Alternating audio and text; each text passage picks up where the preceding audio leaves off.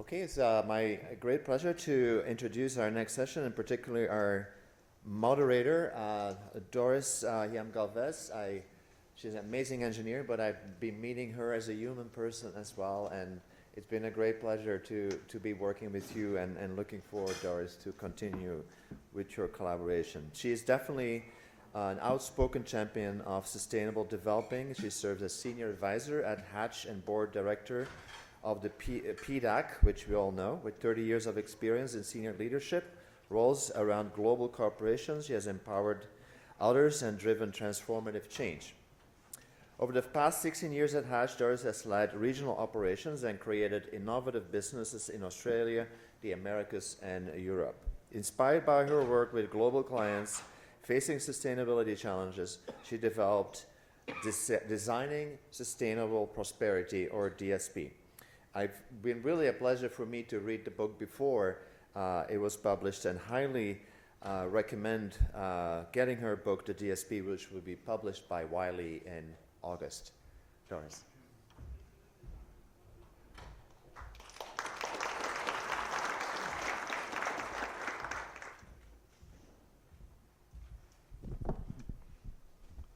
Hello. The podium is bigger than me. So if you want to see just my head popping out there, so I better stay. There's room here, so unless I fall, everything should be okay. Thank you, Jeff, for this wonderful introduction and for having me here today. And good afternoon, all of you. I'm thrilled to be here with you to discuss this so important topic. But before we get into the discussion, I would like to hear from you. Raise your hands if you believe that the current strategies for community engagement are working effectively. Wow. They are all there. Nobody here. So they must be geologists. So that's about the fun. Okay. Okay. Okay. Do you agree that most of us think that our image isn't the best out there, and therefore we need to think differently to build trust with local communities? Yes? No pressure for the panel. So let's bring the panel. And I couldn't remember each of them, so let's welcome Laura Blanco. She leads the global ESG strategy for Xcalibur Smart Mapping and is the program director for Xcalibur Foundation. Her purpose in life is to contribute to make the world a fairer place. She's a world traveler, proficient in 5 languages. How many are proficient in 3 languages here in this room? Imagine what is it to be in 5. So Spanish, English, I am proficient in 7, but no. I speak 7 languages, but I'm not proficient in any, as you can see with my English. So Mandarin, Spanish, English, French, and Portuguese. She believes in sports and culture and training as critical tools for social development. Her motto is, if you want to go fast, go alone. If you want to go far, go together. Welcome, Laura. There's room for both. Let's welcome Chad. Where is Chad? Hopefully Chad is Ioneer's VP Corporate Development and External Affairs, a passionate researcher and problem solver. You could be an engineer. Maybe you are. He applies these skills to make decisions for long-term capital allocations, and finding ways to give back to society. His global travels has deepened his understanding of industrial development. Chad is integrating his social learnings with his commercial skills to demonstrate how industry and community can work together effectively. Thank you, Chad.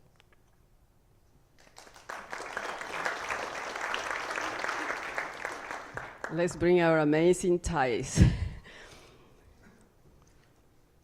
She is the ESG and Human Resources Director at Aero, Brazil.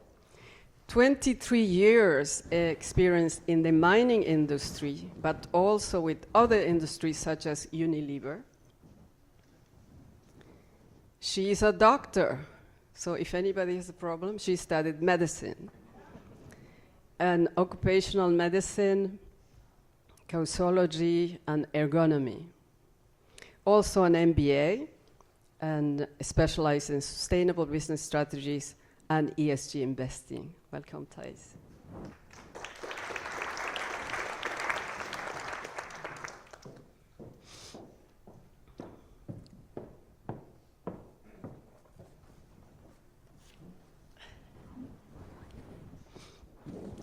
I believe we can achieve development and sustainability. And as we heard from Jeff, the focus of my work is really empowering, unleashing the potential of natural resources and human to create sustainable prosperity in resource-rich regions. But for true sustainability, local communities have to be empowered for them to drive their lives and go beyond the dependency on the extractive industry, since natural resources have a finite life. So, as we heard from the audience, we have to think differently, to do things differently, and go beyond community engagement, perhaps into community empowerment. So let's hear from the panel. And my first question is for Thais. Can you share a time when a community project created a true transformation in a local area, and what factors made it successful?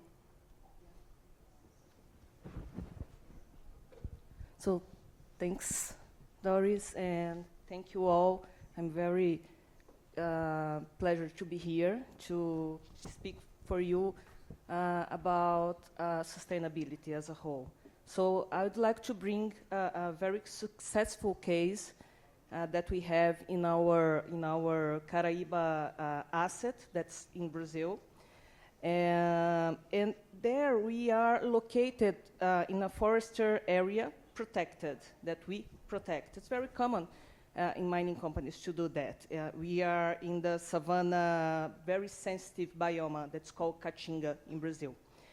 So we perceive that the fences that we put to protect this forester area were being damaged, destroyed. And why is that? It's not a bad thing. It's because where we are located there, to create goats free is part of the vocation of the area. So we have to respect. We are both trying to do something good. Aero Brasil, Aero Copper, and the vocation of the area was to do that. So what we did was that we didn't think by ourselves how to help them, but we opened our heart and our mind to understand, and we made a consultation for this community. And we discovered that they had a real intention to invest in dairies, but they didn't have money to do that. So we helped them to build 2 dairies, of course, in Portuguese, Mãos do Campo e Sabor do Sertão. It was very, very good because we did it together with them as a collective effort, not an individual one. And they, at some moment, they realized by themselves that they could be greater if they worked together. So we helped them in a strategic plan to build a capribé. Bé, it's the goat, the sound of the goat, so it's called capribé. And they work greater together. It's a cooperative. So as a cooperative, they could have certifications to sell the cheese goat for more places in Brazil. And that's capribé that we have today. We have a lot of certifications during these past 2 years of the best goat cheese in Brazil, 13 certifications. I have it here. And nowadays, what do you do for them? Almost nothing, because they are self-sustained by themselves. So it's important for sustainability to understand that we, as sustainability area, we arrive, first of all, before the mining exploration goes to the area, and we go away after the mining closure. So it's important to understand the vocation of the community to apply in the right way. And that's the case, and I have a surprise for you. I brought some of this cheese from Brazil, and it's going to be served in our networking reception for you. Not just a doctor, but also she's going to feed us. So let's, Laura, you want to share your... Hello. I don't have any cheese, unfortunately, so sorry about that. Thank you, Doris, for moderating this panel today, and thank you for Jeff and David for inviting us one more year. So I would like to share a bit about our project in Uganda. So Xcalibur Foundation is a non-profit organization. We were born 3 years ago, so we're very, very young still. And this means that we're learning along the way. Obviously, we're making mistakes, and we need to learn. So this project in Uganda is our most special project. It was our first project launched in 2022, and what the initial intention of this project was to get all of the kids back into school. So as a foundation, we work in those countries where Xcalibur Smart Mapping has projects. And the idea is to build it around education, because we believe this is the basis of a life of opportunities for the future generations. So what we did is we incorporated sport, and in this case it was football, because it's a very big tool in Uganda, and a way to teach and a way to engage with children. After analyzing and getting all the stats on how many thousands of children had left school because of COVID. So we said, okay, let's build a program around football where we can bring all of these kids to the Naguru slum around the area of Kampala, and we bring them into 2 sessions of football every week where we teach them values.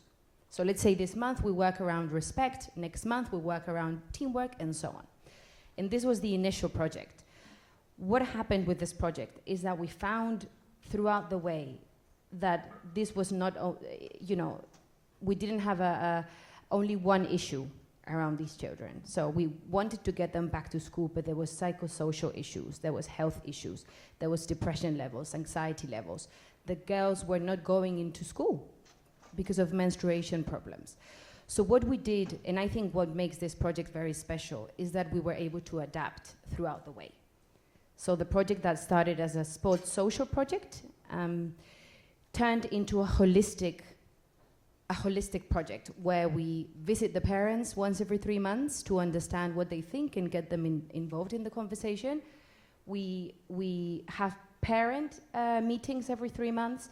We have a social worker that goes and speaks to the families and understands the situations of each student. We have monthly menstruation workshops where the girls and the boys in teenage years need to attend to understand each other. And, we give them meals, we give them water. And this, what I mean with this is that we really found that a project can't be rigid. you need to be resilient and you need to be able to change and listen to your local community. So in all of our projects, the kids need to go to school. If you don't go to your school classes, you can't attend these projects. And I would say this would be the key, adaptability to change and listening to our local people. Great, thank you.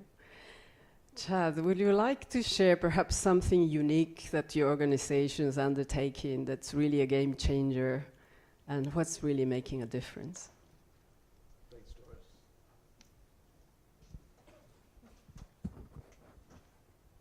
And thank you, Laura, for that microphone. We are, at Ioneer, we're developing a lithium boron project in Nevada, so not about 4 hours from here between Reno and Las Vegas. And we are a young company. This is our first project. So we are, the work that we're doing in the community is part and parcel with as we develop the project from a commercial state. And I think that is something that was within our cultural ethos from the founder of the company and has allowed us to try and, one, have a blank slate and really rethink how something like community relations should work.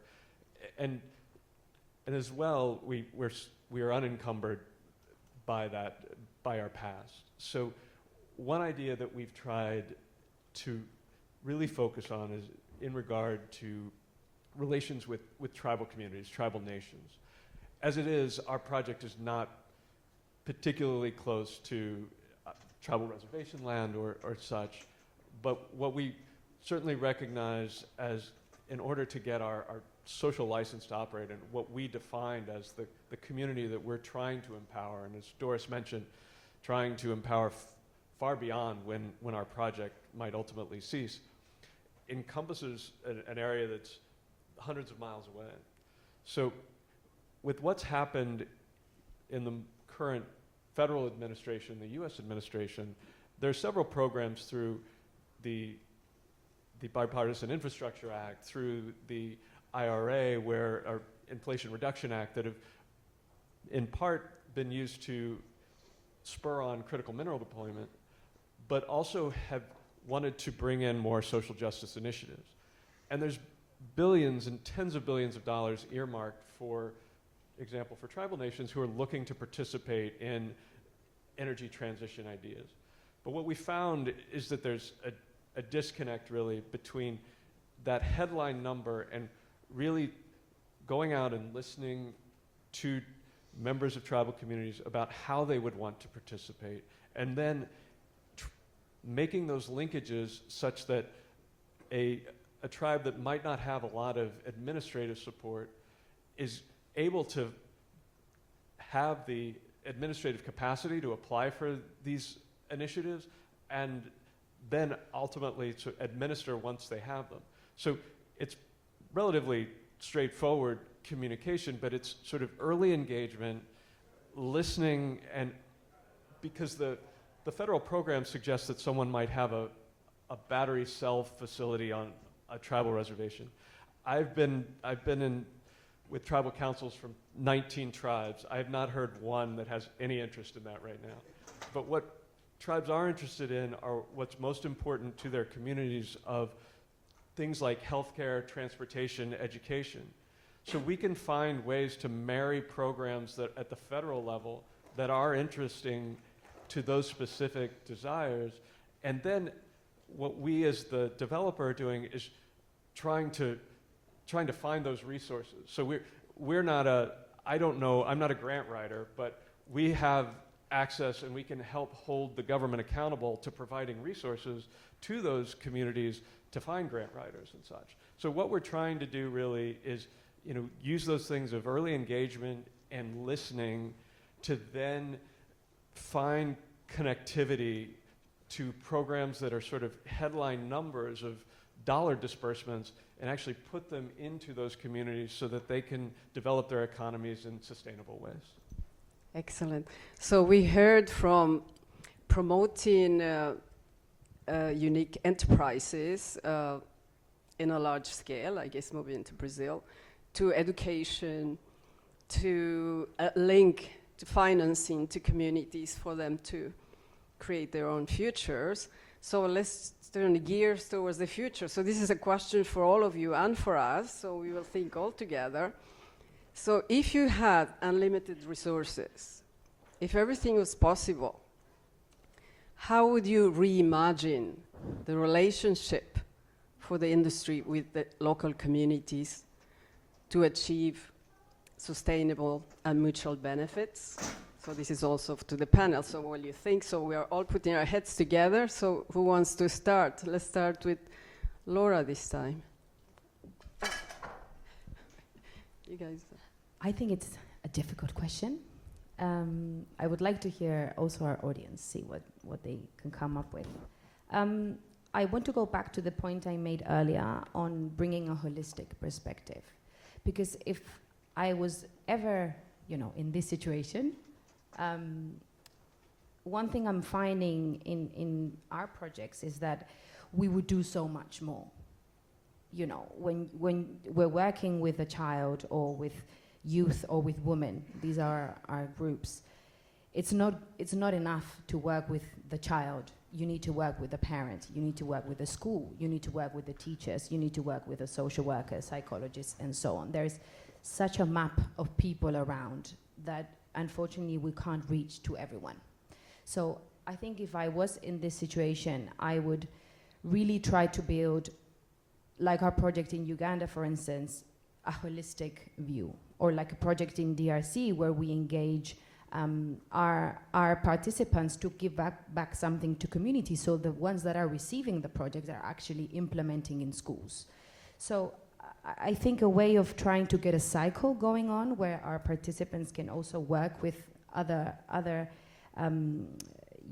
groups and increasing the number of participants, for me, that would be a very important point. We approximately work with 150 to 250 beneficiaries in each project. I would like to work with 1 million, but you can't do this at this point. Unfortunately, it's difficult. So I would say these 2 points: increase the number of beneficiaries that we can reach, get more organizations involved, because everyone is part of we're all, I guess, part of the problem, but we're definitely part of the solution. And bringing a holistic view, not treating one single problem as a single problem, because there's really so much more around it, and sometimes we just maybe don't see it, or we pretend that we don't see it, and we're realizing that they're also there. Excellent. So increase in scale. So let's chat. If you just really reimagine, but also reduce the dependency from the investor, because eventually to be sustainable, they have to run their own entity. They have to.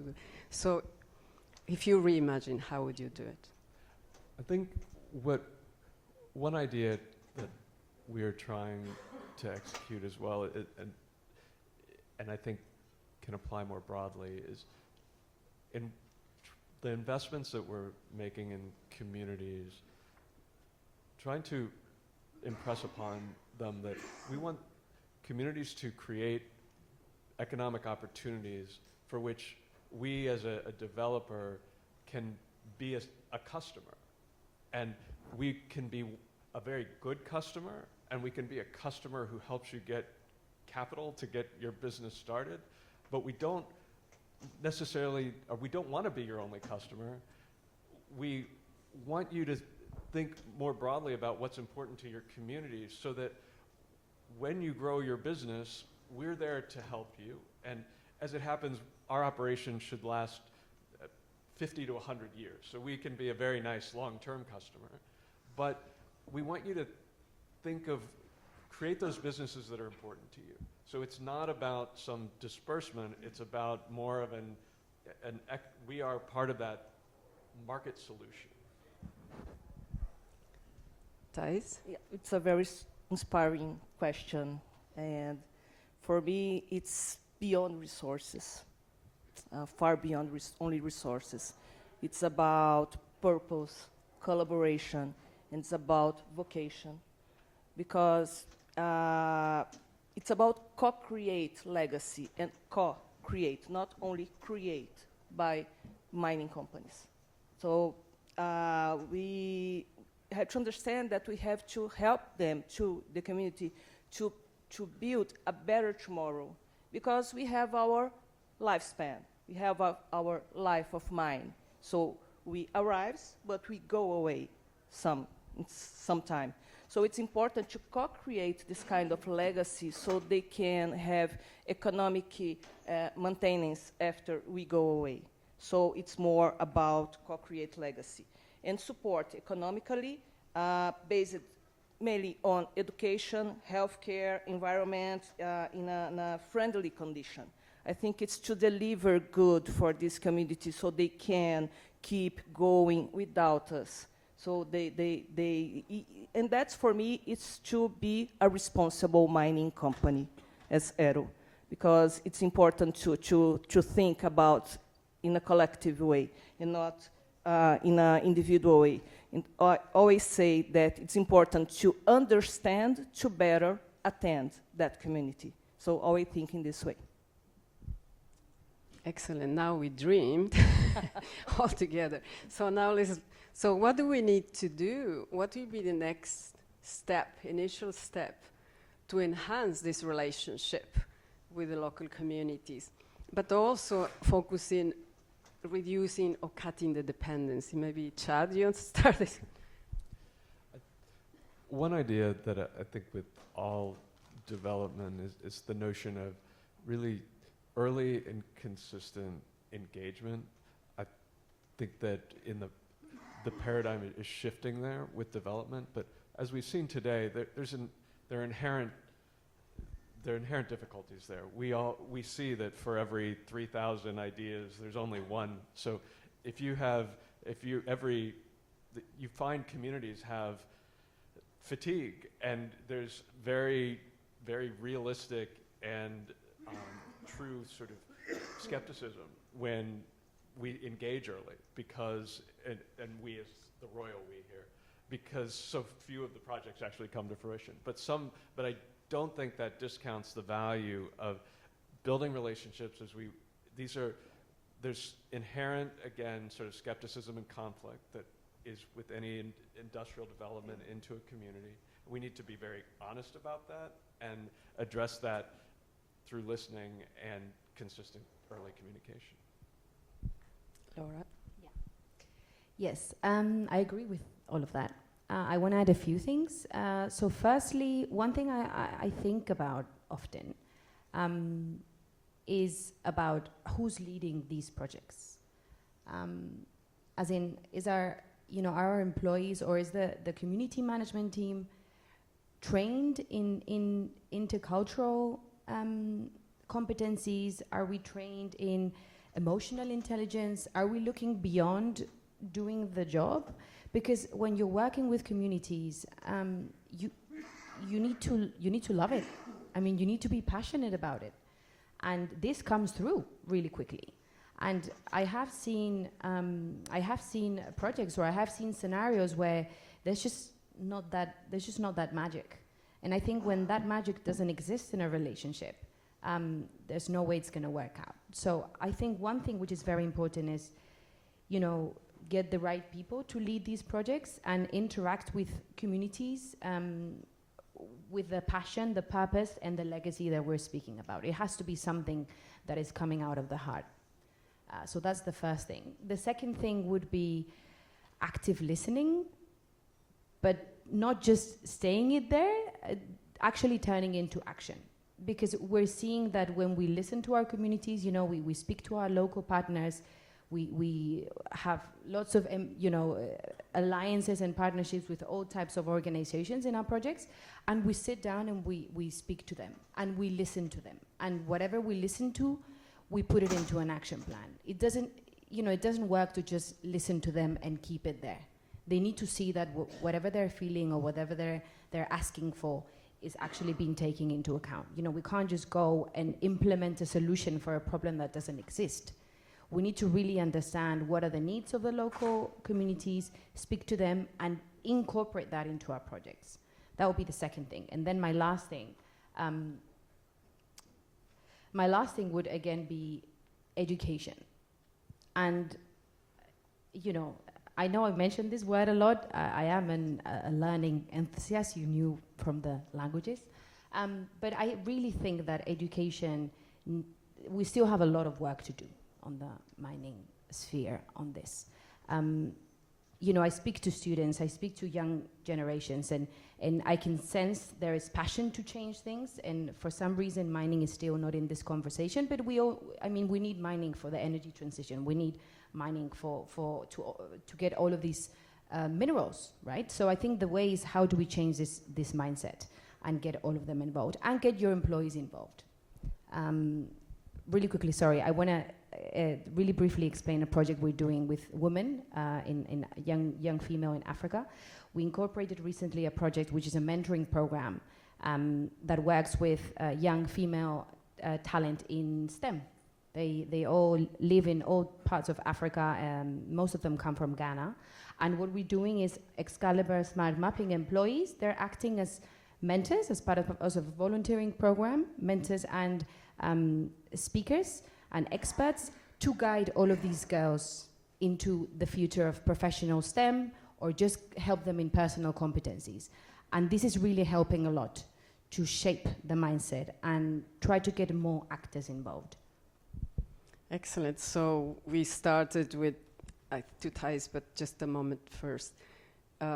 Doing consistently, doing systematically from your heart, education. So it's really a way of life. So is anything you like to add, Thais, to this next step? I think the big dream looking forward is to be, as a mining company, desired by our communities, that we can be there. So to be a mining responsible company desired by the communities. And that's not really easy, because we can do a lot of things during our life of mine, but the communities, the new territories, they don't know about that. So sustainability pathway starts, first of all, and ends after the closing mining.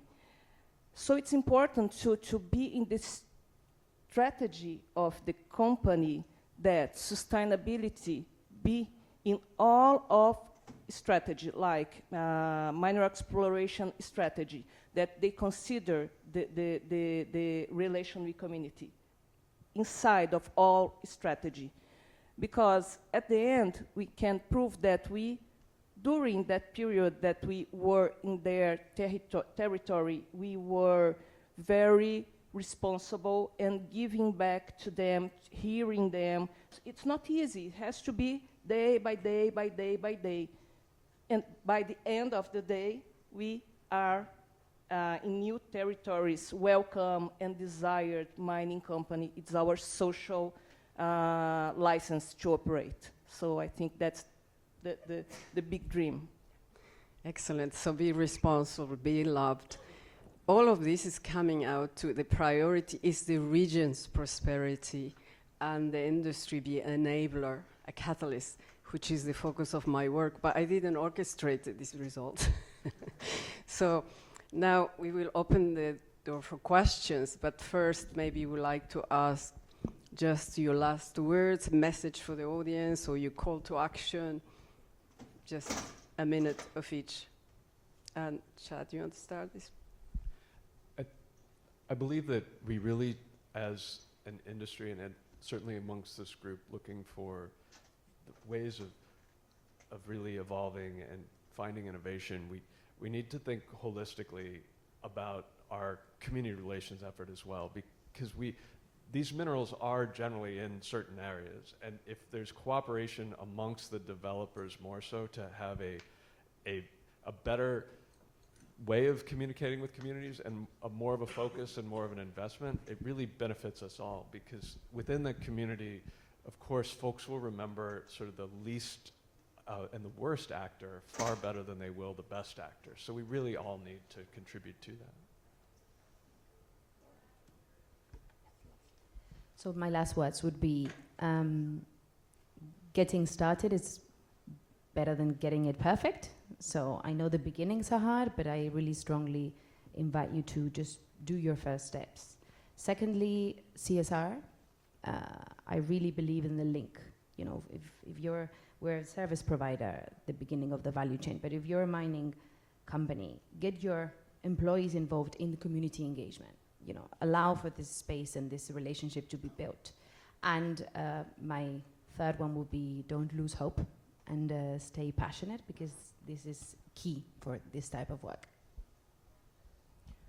Well, I think that to always keep thinking that we can do more for society, for our communities, if we open our heart to really listen and to act with purpose, and to contaminate everybody to be with us in this journey. So I hope you can leave this room thinking differently about sustainability in holding hands with minor exploration. Thank you. So the motto, if you want to go far, go together. Another motto, slow down if you're going to go fast. So we're ready for the questions. How are we doing on time, Jeff? 5 minutes, so we can take. So I would like to hear all questions at once. So very focused on the subject. We hear them from 4 or 5. We'll hear them all, and then we'll answer them all together. Okay. Hi, thanks for all the good work that you're doing. Is there another industry that is a model for our industry that's doing what we're trying to accomplish that we can take lessons from? Is one question. Yeah, and how do you recommend early stage explorers with limited budgets and limited personnel, some suggestions for them? Okay, let's hear them all. Where was the next question?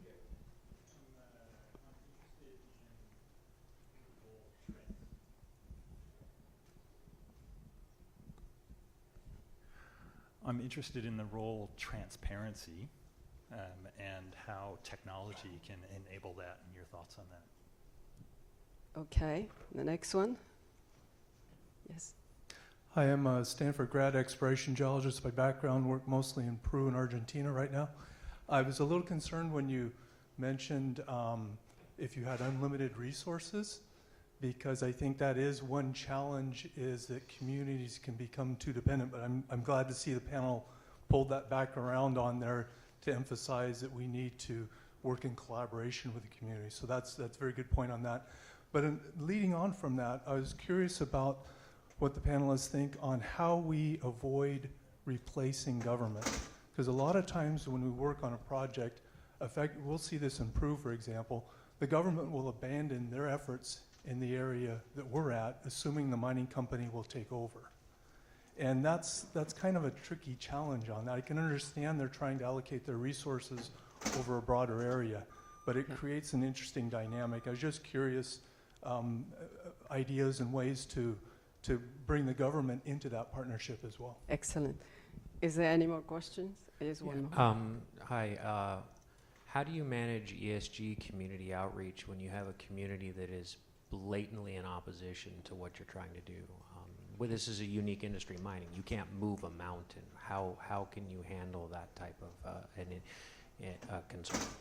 Thank you. So we're going to answer them all, but you answered the ones you feel more comfortable with. But I just want to make a comment to the question why I ask. Perhaps I didn't use the right word. I didn't mean unlimited resources, but if everything was possible, if there was no constraints, but not really resources. Because remember, we are pushing and cutting the dependency from the extractive investor who is temporary.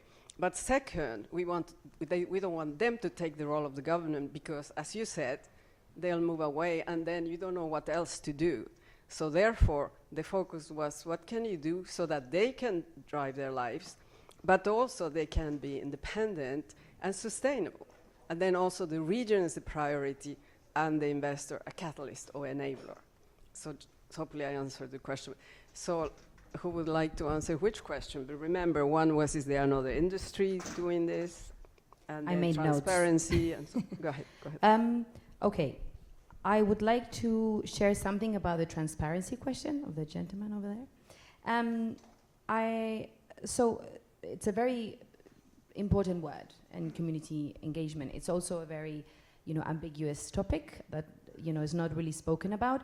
And I recently met a person, an entrepreneur in Spain. I'm from Spain. And I then discovered there's a few other startups doing the same thing. And what they're doing is building startups that create platforms where all of the information around the project is transparent for all of the partners involved in the project. So this can be the mining company or whatever sector we're speaking about, because it's not just mining, with the government, with the investors, with the communities, with the local community partners, the village chiefs, and so on, which means we can all track the impact that is happening in real life. There's actually a few very good startups that are doing this, and I really think this is the future in international cooperation or community work. So that is one thing there. Then on your question, the second part of the question, the first one I need to think about it, I have to be honest, but we can have a chat. The second question, the project that I mentioned previously about mentoring needs very little resources. There's still projects that can be done with the very critical resource that is time. So they don't necessarily need a lot of investment economically, but you need human capital involved and you need time. So I think that's why I really put emphasis on helping, working with your teams, your employees, which are essentially your human, most valuable capital, to actually help in that. We have 0 minutes, but can we have an extra second? Go ahead, Thijs. Yeah. About being transparent, I learned in the past that we have to really open our doors and bring all the stakeholders inside of the mine, because they need to see that we are not doing something wrong, but it's not only about to tell them, but bring them together to see, open the doors. And about innovation, someone asked about innovation. Usually the mining operations are located in remote areas, small communities, some communities sometimes with historical conflicts.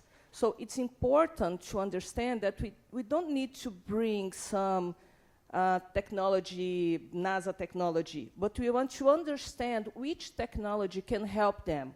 So it's very common that they have lack of healthcare. So in some of our mines, we have telemedicine. About the dairy case, what we did was to bring the technology of artificial insemination, because it's different, the meat that you eat from the goat that you need to use milk. So they are different techniques. So we need to understand which technology applies to them, remembering that we are always located in remote areas, small communities, and so on. You could say one word. Be present. If a small exploration company or a large company, show up in your communities and talk to people and do business. Whether it's small or big business, get out there and do that. We can talk forever about this subject, but let's thank you, the panel, and